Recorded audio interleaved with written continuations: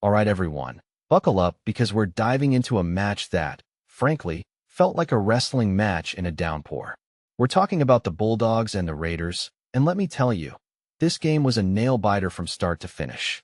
If you thought this was going to be a high-scoring spectacle, well, you were probably as surprised as I was.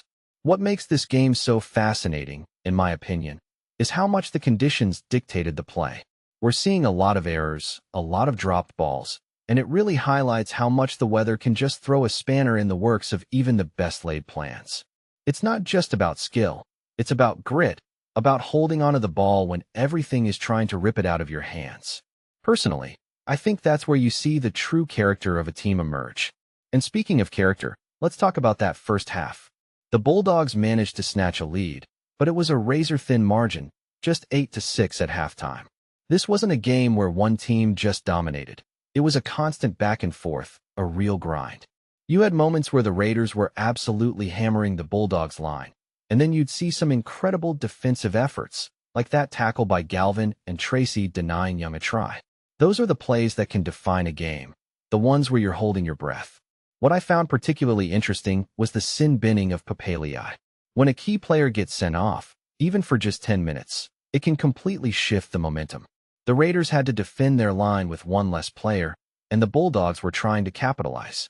But even with that advantage, points were still incredibly hard to come by. This tells you something about the defensive structures in place, or perhaps just the sheer difficulty of scoring in that pouring rain.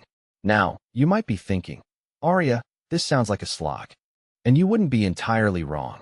But what many people don't realize is that these kinds of games, the ones where the scoreboard doesn't explode, are often the most strategically interesting. Every penalty, every handling error, every missed tackle has such a magnified impact. From my perspective, it's a testament to the resilience of both teams that they kept fighting. The Bulldogs, in particular, managed to hang on, which, in my opinion, is a huge sign of their mental fortitude. They're seeking their second victory, and if they can pull this off, it's going to be a hard-earned one. This game really raises a deeper question.